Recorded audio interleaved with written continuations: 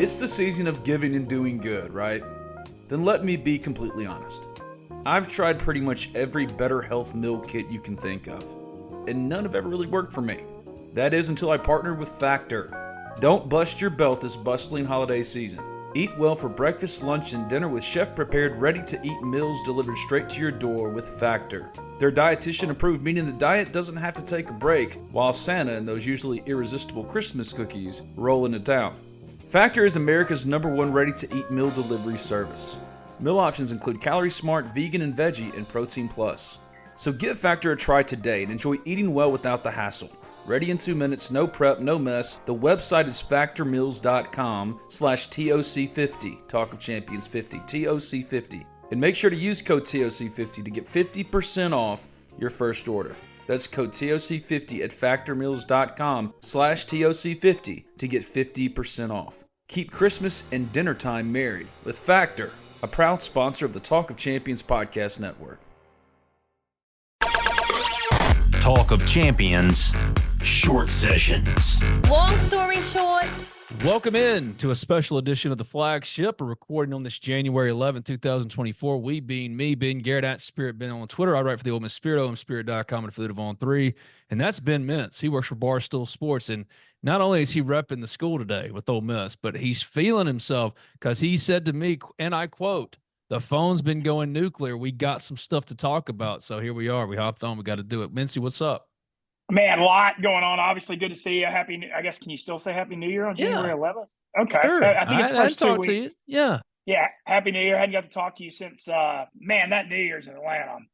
I'm telling you, that Peach Bowl, that might have been the most fun New Year's I've ever had. That was just, man, that was. Yeah, that was unbelievable. The Peach Bowl was just that second half. I was up in the Grove Collective Suite. I got to bring my 7-year-old nephew to his first big Ole Miss game. And, man, that was about as fun as it gets. And, like I said, I was willing that Peach Bowl into existence. I mean, we threw down like crazy in the Fox Theater all weekend. And, yeah, it was awesome. But then now in the last, obviously the sporting world got turned upside down at 4 o'clock yesterday when Saban announced he was retiring from Alabama. And since then, I mean, it's been like 22 hours now, or it feels like, except for when I slept for a few, that like my phone's just been going off. Obviously, the Ole Miss side. I mean, you have to be at least.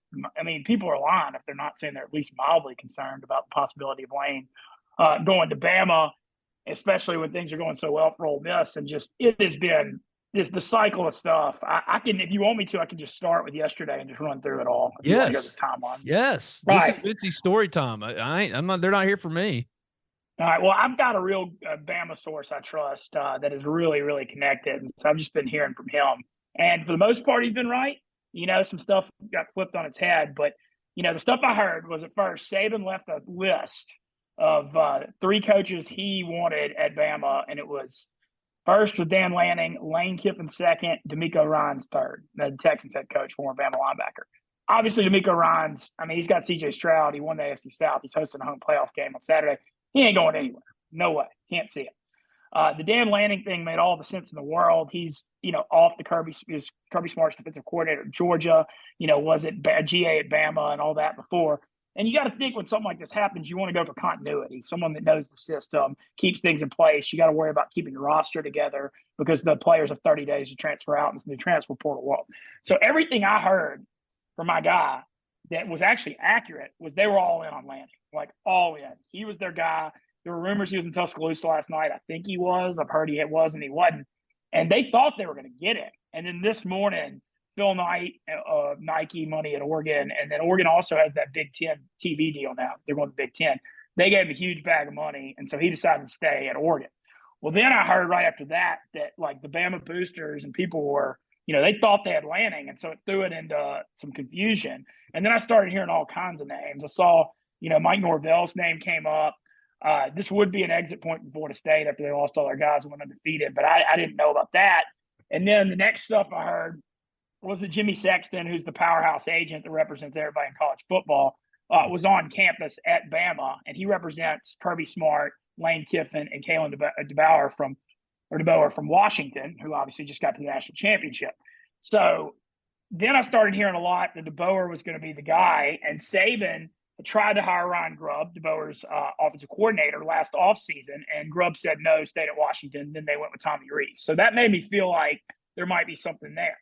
Well, then my phone starts blowing up, and I get off the phone with some Seattle Times reporter who's on the Washington Huskies beat that they're about to run a story at 3 o'clock in a minute that DeBoer's staying at Washington. He's fully committed, blah, blah, blah. And so, of course, this guy's saying that Sexton's there for Kiffin, but I don't know to take that seriously from a Seattle guy. I mean, I feel like he's going to know about Kellen DeBoer and not about Lane Kiffin. And then so, the names, and then all of a sudden I'm hearing the Glenn, what's his last name? The Georgia defensive coordinator. He's only 34 years old. I'm hearing they're looking at him, but that to me, I mean, would Bama hire a defensive? I mean, you're Alabama. You're the number one job in America. I'd just be hard-pressed to think you're going to hire a coordinator at Alabama. So that one, I've heard his name a lot in the last hour. I'm still concerned, Ben. I know, the stuff with Lane and Bama, we all know he was there from 2014 to 16, 3 years offensive coordinator. It ended very poorly. He got fired, let go before the playoffs when they promoted Sark. Kind of felt like, I don't know all the details. I'm not here to spread rumors about it, but it definitely felt like he didn't leave Alabama in good standing with people. That's all I really know. I don't know if there's anything beyond that, but I felt like it kind of, didn't end the most cleanly. And hey, that happens in life. So I don't know if that's something that's still part of the problem with Bama looking at Lane. Did he burn bridges on the way out? So, I mean, the long and short of it is, I started the day on a 1 to 10 panic meter at a 6 because I thought Lanning was going to be there. When I heard when Lanning was staying at Oregon, I went up to like an 8.5 because of Lane being number 2 on that list of Sabans. Then I started hearing all the DeBoer stuff, went down to 7, and then now I'm hearing he's out. So I'm kind of at about an 8, which is pretty high. I mean, I'm concerned. You got to think Bama in the situation, you want to go continuity to keep your roster together, keep that system going and stuff. But so, the point of this whole thing is it's been chaotic and, I feel like I know a lot and have sources and maybe I don't know anything, So yeah, I'm not feeling particularly worried about it at all right now. I mean, everything I get is that it's just not going to happen from the people I've talked to. Now you got, I've heard some say, you probably talked to some Ole Miss people I've talked to, and that Ole Miss side said the same thing. I've heard the same thing through the Ole Miss stuff, that they don't think Lane's even really being considered. And then Greg McElroy comes out, former Alabama quarterback, and said it gives him a 0% chance, not even like 10%, 15%. He said Dabo and Lane are 0% not going to happen. And I'm not saying that Greg McElroy, despite being an Alabama quarterback, is like the end-all be-all as far as information, but it just vibes and tracks with what I've been hearing. But you think Lane, you think it's a serious thing. You're really actually worried. See, we're on different wavelengths right now, man, because I thought you were going to come on here and say, all right. What's ironic here is, Ben, usually I'm the more laid back positive and you're not chill. And this is a weird thing. You're calling me, look, the Ole Miss side of it has felt really good about Lane State. Like that, there's been way less, like I said, I think I'm the most anxious of the Ole Miss people about it. So that's good. Because you're riding that Peach Bowl high still, Mintz. I mean, you're still kind of, you saw where it's going and what it is now. And you don't want to let that go, man. You don't want to see Hell no. I know what you're saying. Hell no, dude. Ole Miss is 14-1 to win the national championship next year. I mean, I never thought I'd see that in my whole life. Even the best Freeze team going into 15 was like 50. I think they were 50 or 100-1 before the year. I mean, 14-1. No, I mean, look, the Bama job doesn't come open often. But I mean, Lane doesn't want to leave right now with everybody we got coming in for next year. Obviously, like this would be the worst time to leave the way we just loaded up. So, you're making me feel. Here's the way I feel about it. I mean, when Lane first got here, this comes open and he gets offered 100%. And if he gets offered the job, that's different. I just don't think he's really a candidate. That's what I was hearing from the Ole Miss side of it too. That they didn't really think he was like a top 5 candidate for this job. But the thing is, at what point does he become a candidate when all these other guys say no? I mean, like the last name I've been hearing is getting hype is that Georgia defensive coordinator, and that's pretty far down the list, I think. If Bama was going to promote a coordinator, you just think Alabama, the number 1 job in college football, would never have to take a guy that hadn't been a head coach. That just doesn't, that's wild to me. You know what I'm saying? The problem with that is that I think it's cliche, but I think it's true. I think no coach out there worth his salt wants to be the guy that follows Nick Saban. They want to be the guy that follows Nick Saban. And Lane said that before too in 2022. Yeah. He's like, how do you live up to that? I mean, Saban won national championships 6 out of 17 seasons. I mean, who wins national championships 35% of their freaking seasons they play? More I mean, first that's round picks, 44, than losses in his time at Alabama, 29. This is unprecedented. The timing of it's unprecedented. The whole current like run of coaches. I mean, the sea change in coaches is unheard of. I mean, it's Bill Belichick, it's Pete Carroll, it's Nick Saban. We're talking about the guys you and I came up like we were raised on. This was our whole culture. You know what I mean? And you're seeing a completely different, like like I said, culture shift in terms of who the new faces are of our sport here. So yeah, it's a unique time. But if you're an Ole Miss fan and you're panicked and you're like Mincy, who said he's like at an 8 right now, the only pause I have, even though like all I've heard is it's just not going to happen, is who is it then, right? that's my concern. Like, Yeah, how who far is it? down the list are we going to go here? Yeah, Which is crazy because you wouldn't think Bama would have to go far at all. I really right. thought Lanning would take it. That was a surprise to me when he did. But I mean, But I we're get Oregon has money and resources and all that, but like this is Alabama. But how crazy is it that we're in an age now where a sitting head coach who's winning at an insanely high clip is staying at Oregon and not going to Alabama? That should tell you everything right now. So Yeah, it's much different than it used to be. It used to be Tommy Tuberville didn't get a practice facility from Pete Boone, so he chose from Clemson and Auburn and some other school and went to Auburn. It's not like there is a step up. It's Alabama.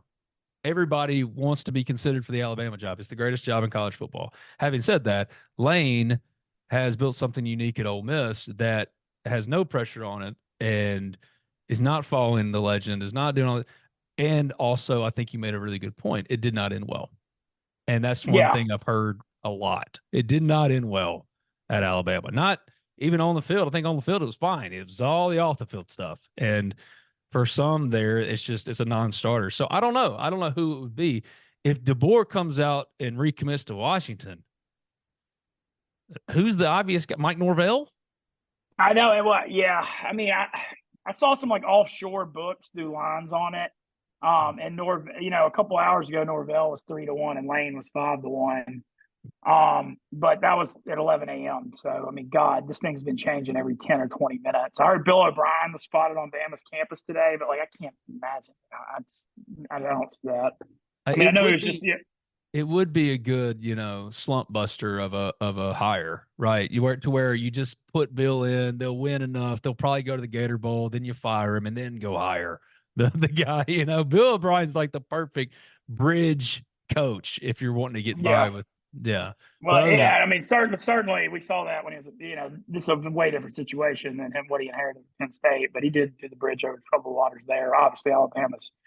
That you can't even compare the situation to that, though. No, I mean, that was an unbelievable. Yeah, I don't know. So the less, the more I feel like I know, and the more calls I take. The Seattle Times guys say, well, what's he know about Lane? You know what I mean? Like he was trying to get me worked up about Lane, but like, I think he'd know about Kalen DeBoer. I'm not saying that because that's his guy, but what's a dude up in Seattle going to know about Lane Kiffin? So, and then also another point about Lane at Ole Miss that's good.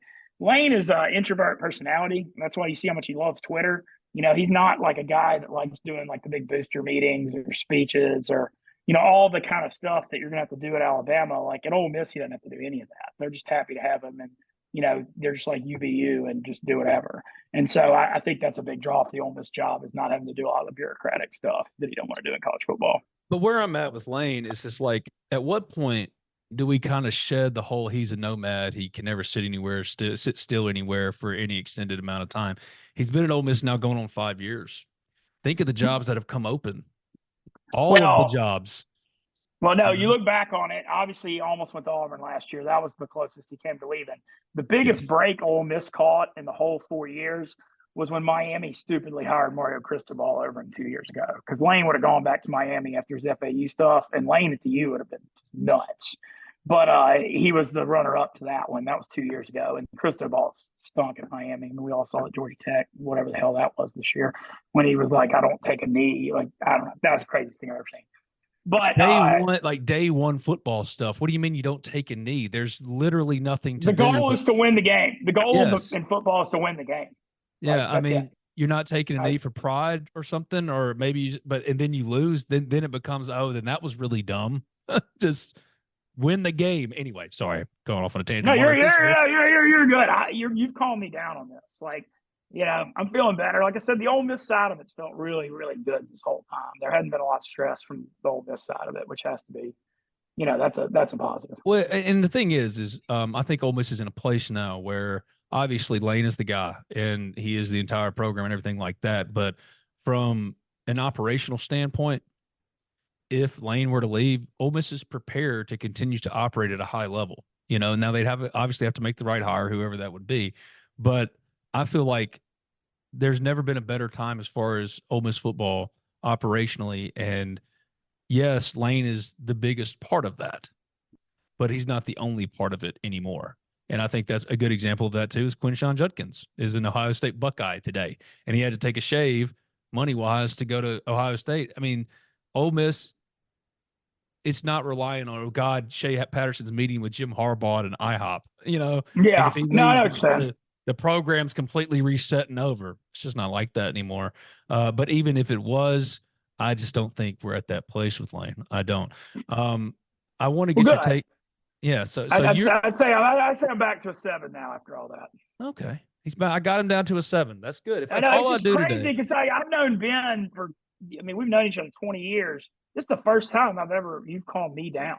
Usually you're hot wired and I'm just like super positive. And so you know what this means. You know what this means, that Lane will get like announced as the next head coach tomorrow or some shit. And we'll go, cats and dogs are being friends and hanging out. Ben Mincy and Ben Garrett, the normal, and then the normal crazy, we reversed roles. So that's what I'm counting on. But right now, if I'm just going by what I know, I think I know that it's not something to be concerned about yet. It's just not, Okay.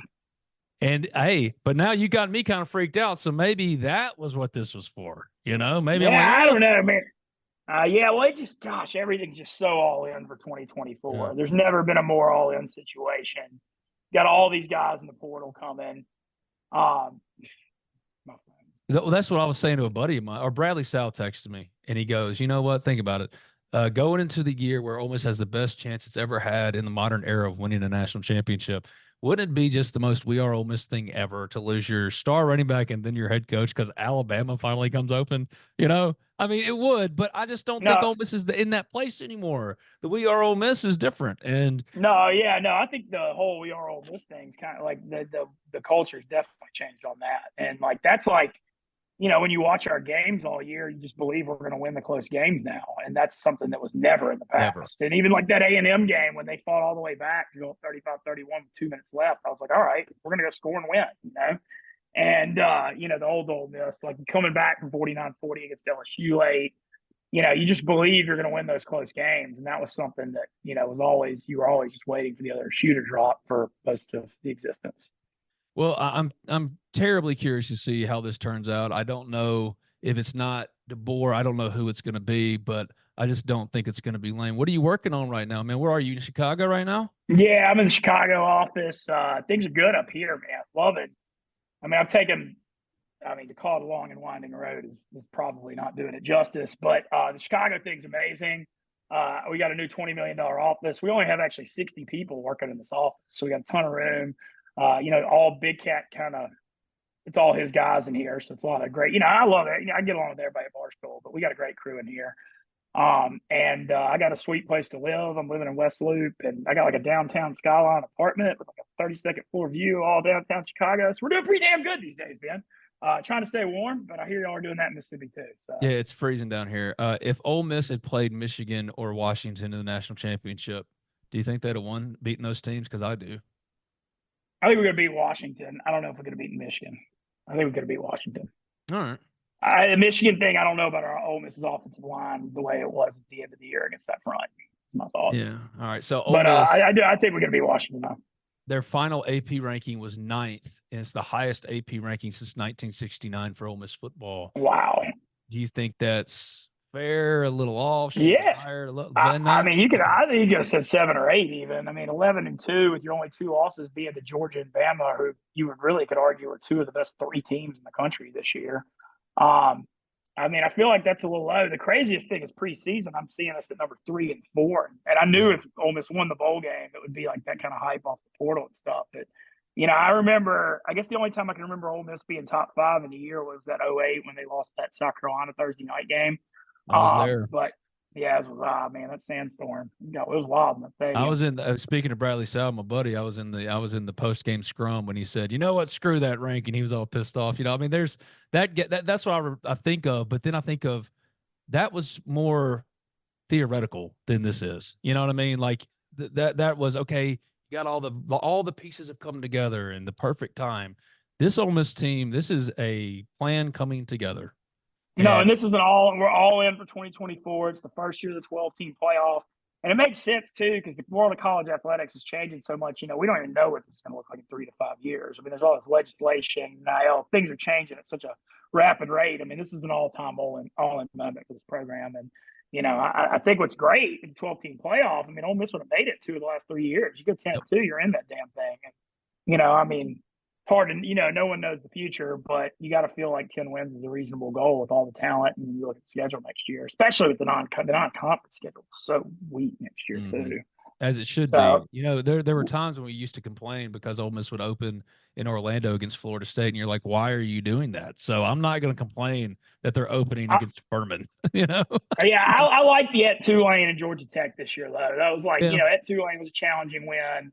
Georgia Tech wasn't supposed to be good, but they ended up being, a bowl winner and a little better than expected. They pushed Ole Miss. That was a game in the early fourth quarter before Ole Miss blew them out. But, I don't know, man. So you're calming me down. I feel a little better. I said, this story changes every, who knows? So ask me in 30 minutes. If you had to guess, fast forward 30 minutes before I let you go, and you had to guess if Mincy had to just put his money down right now, make his bet on who's the next head coach at Alabama, who you say it's going to be? As long as it's not Lane Kiffin, I don't care. That's all.